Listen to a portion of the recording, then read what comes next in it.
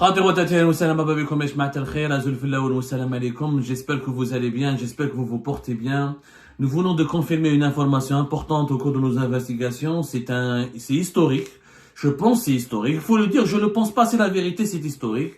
Le dirigeant le plus important du Front islamique du salut, le dirigeant le plus important, le plus emblématique, le plus médiatique de tous ceux qui sont encore en vie, à l'exception d'Ali Belhaj. Je pense qu'après Ali Belhaj, ce dirigeant Anwar Haddam, plus exactement, parce qu'il s'agit de lui, est le dirigeant le plus important du FIS, le cerveau des opérations politiques, de la doctrine politique, et l'un des dirigeants les plus médiatiques, les plus connus dans le monde du Front islamique du salut, le parti, l'ancien parti islamiste algérien dissous, qui était l'un des acteurs des événements tragiques de la décennie noire, pour ne pas dire l'élément, l'acteur qui a déclencheur, l'acteur qui a provoqué les événements tragiques de la décennie noire en Algérie. Je le dis ça sans bien sûr minimiser l'implication et le rôle pour autant de l'appareil militaire et sécuritaire à l'époque qui, on peut lui reprocher de ne pas avoir bien géré cette crise, mais on ne peut pas quand même oublier et passer sous silence la radicalité, l'extrémisme, les provocations et la doctrine extrêmement radicale du mouvement du Front islamique du salut des années 90. Anwar Haddam, juste après Ali Belhaj, est le dirigeant islamiste le plus emblématique, le plus influent du Front islamique du salut. Après un exil qui a duré depuis 1992. Depuis exactement mars 1992, Anwar Haddam n'a plus remis les pieds en Algérie. Hier, le 21 février 2025, Anwar Haddam a fait son retour en Algérie. Je le répète, Anwar Haddam, parmi les dirigeants, en ce moment même, le dirigeant le plus emblématique, le plus influent du FIS, a fait son retour hier, le 21 février 2025 à Alger, en provenance de Washington, où il était, où il séjournait, où il vivait, où il s'était réfugié, où il s'était établi. La vie d'Anwar Haddam, elle est extrêmement compliquée. Elle mériterait un livre, voire un documentaire sur ce monsieur qui est encore une fois tête pensante du mouvement, l'une des têtes pensantes les plus importantes dans l'histoire du mouvement islamiste algérien. Anwar Haddam, qui était donc établi réfugié aux États-Unis depuis 1992, a fait son retour dans le cadre d'un programme de réhabilitation politique enclenché par les autorités algériennes. Le programme s'appelle Lem Shaml Blarbiya, un programme de renforcement de l'unité nationale ou du front ou de la cohésion nationale. Anwar Haddam a été gracié, a été réhabilité, a été pardonné, a été récupéré par les autorités algériennes en lui permettant de revenir dans son pays natal. Anwar Haddam, qui est né à Tlemcen, dans la région de Tlemcen, qui est originaire de Tlemcen, est âgé aujourd'hui de 71 ans. Il est né en 1954. Il était l'ancien chef de la délégation parlementaire du FIS. Anwar Haddam, c'est un personnage extrêmement controversé. Je rappelle qu'il faisait l'objet d'un mandat d'arrêt international. Il avait 14 affaires, au moins 14 graves affaires criminelles et de terrorisme en Algérie. Anwar Haddam, qui a commencé sa carrière politique en étant élu député dans la région de Tlemcen. Ensuite, il a fait toute sa carrière aux États-Unis d'Amérique. Il a été placé en détention aux États-Unis d'Amérique pour des soupçons de participation à des activités de terrorisme entre 1996 et l'an 2000. En 2000, il a été remis en liberté conditionnelle. L'Algérie avait lancé contre lui un mandat d'arrêt international. Et en 2015, je dis bien en janvier 2015, les États-Unis d'Amérique ont refusé de l'extrader vers l'Algérie. Il avait d'ailleurs à l'époque, Anwar Haddam lui-même annoncé dans un communiqué sans non-extradition, il avait expliqué. Il avait déposé une demande d'asile politique dès 1993 aux États-Unis d'Amérique. Son statut juridique est extrêmement complexe et compliqué. Pour être tout à fait vrai avec vous, je ne sais pas s'il a obtenu le refuge politique ou pas. Il l'aurait demandé, mais aucune information sérieuse, confirmée ou recoupée nous permet d'affirmer à ce jour qu'il a eu le statut de réfugié politique. En tout cas, il est resté longtemps résident aux États-Unis d'Amérique dans un statut qui est flou, très opaque. Arrêté une première fois, libéré sous liberté conditionnelle, la justice américaine qui refuse donc de l'extrader en 2015, certainement pour ne pas l'exposer à des risques de torture ou à un risque d'un procès de justice qui serait pas inéquitable. Anwar Haddam a parlé à l'époque dans un communiqué d'une décision de la justice américaine après plus de deux décennies de souffrance depuis le dépôt de ma demande d'asile politique. Il a confirmé lui-même qu'il avait demandé l'asile politique aux États-Unis d'Amérique, mais il n'a jamais pu confirmer s'il avait obtenu le statut de réfugié politique. Il a été placé en résidence surveillée entre 2000 et 2015. Apparemment, selon nos informations, il n'était pas libre de ses mouvements aux États-Unis d'Amérique, à Washington. Il était particulièrement surveillé par les autorités américaines, notamment par les services de renseignement américains, parce qu'il a été considéré comme l'une des têtes pensantes des mouvements islamistes. Il a eu une réputation même internationale. Il a participé à plusieurs interventions médiatiques dans le monde entier. Il a eu, durant la décennie noire, des prises de position qu'il faut dire controversées, sulfureuses et très compliquées. Par exemple, vous pouvez retrouver dans les archives, en février 1995, quand il y avait l'un des attentats les plus meurtriers à Alger Centre. Lui, il a fait une interview à l'époque en langue arabe, à un quotidien en langue arabe qui s'appelle Hayat, qui est un journal qui paraissait à Londres, qui était proche de l'Arabie Saoudite, dans laquelle il avait pas condamné cet attentat, il avait même expliqué, il avait quelque part même reconnu et il avait même justifié cet attentat, puisqu'il avait dit qu'il a fait 42 morts et 62 blessés. Il avait expliqué que l'opération ne visait pas les innocents, mais avait pour cible le commissariat central. Et il a même parlé de malchance concernant le grand nombre de victimes, car l'explosion a coïncidé avec le passage d'un bus. Donc, cette prise de position en 1995 lui a valu les foudres et la colère de plusieurs millions d'Algériennes et d'Algériens. Même, ça a soulevé une vague d'indignation internationale. Ça n'a pas empêché Anwar Haddam de continuer à travailler aux États-Unis d'Amérique en sa qualité de chef de la délégation parlementaire du FIS. Il avait été élu en décembre 1991 comme député du FIS. Il n'a jamais pu exercer par la suite ce mandat puisqu'il y avait l'interruption du processus électoral. Et s'était rendu aux États-Unis d'Amérique en 1993, voilà, après avoir quitté le pays en 1992. Et c'est lui qui a ouvert la délégation parlementaire du FIS et il a profité d'un statut on va dire, pas de l'impunité. Les États-Unis l'ont toléré.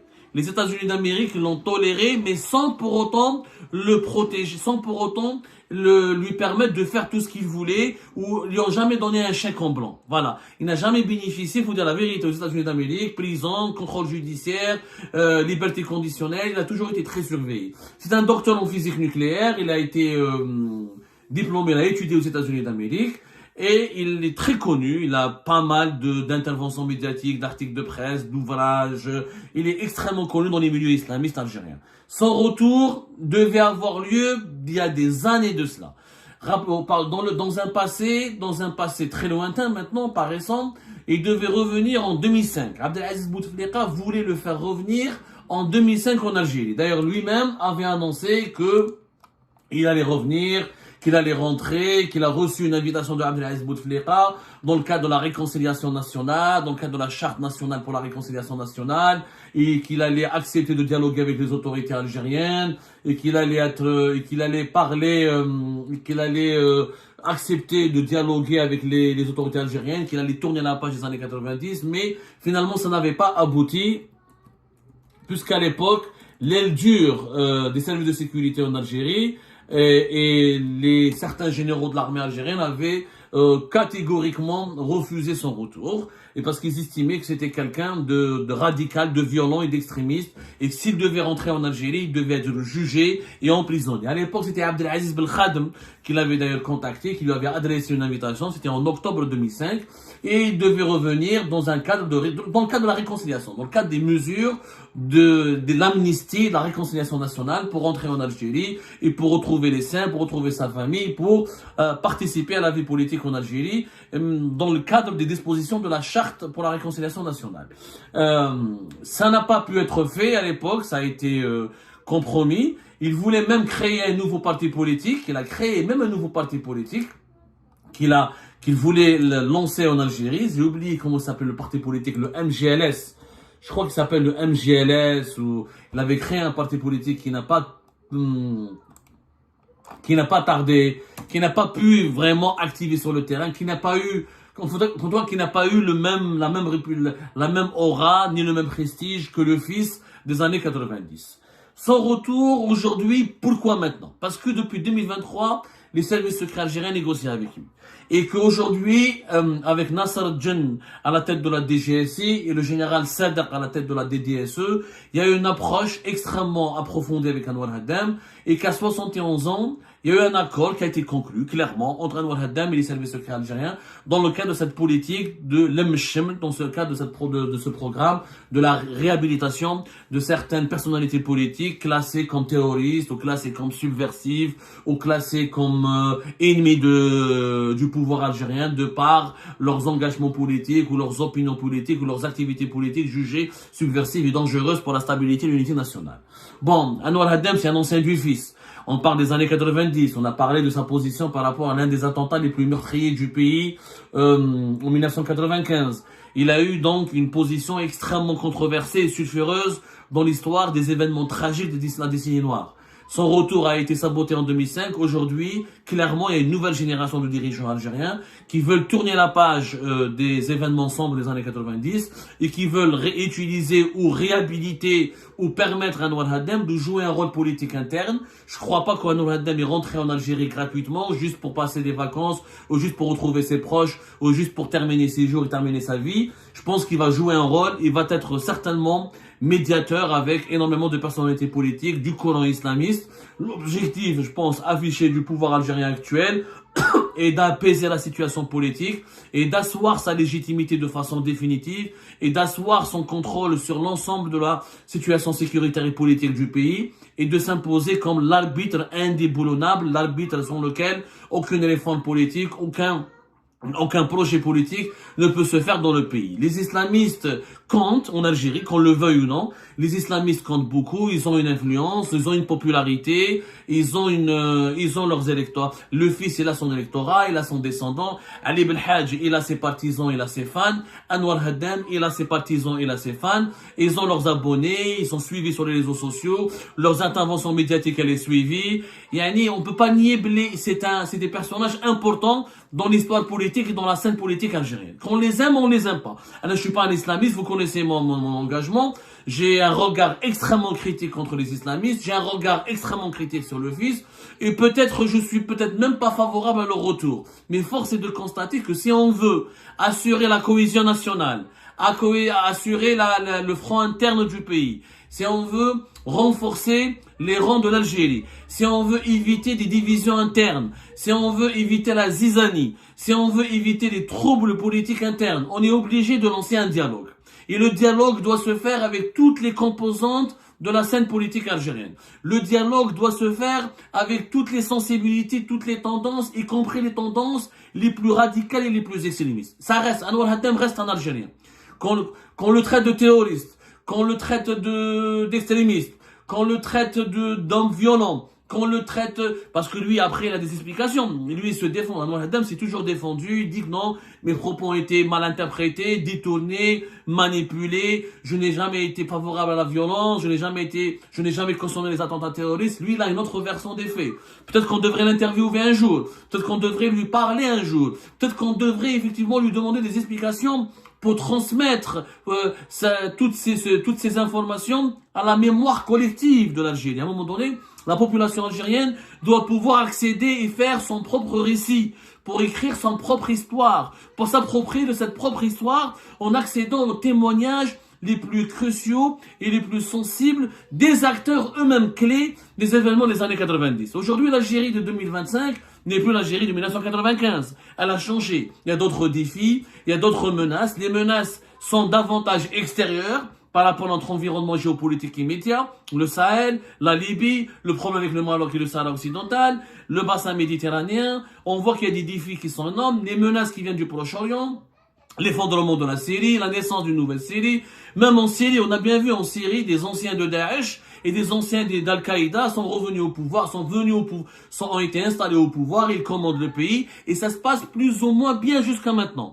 C'est-à-dire que la réhabilitation d'hommes politiques ou de personnalités politiques extrémistes, elle paraît inévitable dans certains moments clés de l'histoire d'un pays. L'Algérie traverse un moment clé, elle a besoin elle se sent en insécurité par rapport à son environnement immédiat et elle se sent dans l'obligation de se protéger, de se mettre à l'abri et sans une cohésion nationale forte, sans une unité nationale préservée, elle peut pas aller de l'avant. Moi, je suis d'accord sur ce programme.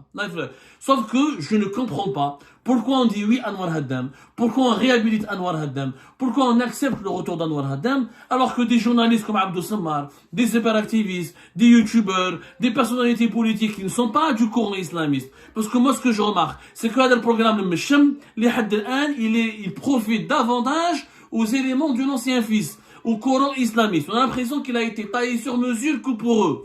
Mais est-ce que l'Algérie devrait réhabiliter aussi, ne devrait-elle pas réhabiliter plutôt d'autres personnalités politiques qui sont, c'est du Coran laïque, c'est des journalistes. Moi, par exemple, je ne comprends pas pourquoi Algérie part et Abdou Sammar ne peuvent pas exercer leur métier en Algérie. On n'a pas cautionné les attentats. On n'a pas eu des positions extrémistes. On n'a pas été des acteurs de la décennie noire, on a été des victimes de la décennie noire. Au contraire, on a été des victimes de la décennie noire. Je le dis, je le répète 3 fois. On a été des victimes de la décennie noire. On a perdu notre enfance. On est resté dans notre pays. On a créé des médias indépendants. On s'est lancé dans le journalisme indépendant et d'investigation. On a révélé des affaires de corruption. On a révélé des affaires d'intérêt public. On a contribué à des dynamiques de changement depuis 2019. On a fait tomber des grosses têtes. On a même défendu notre pays dans certaines situations géopolitiques très compliquées. Et malgré cela,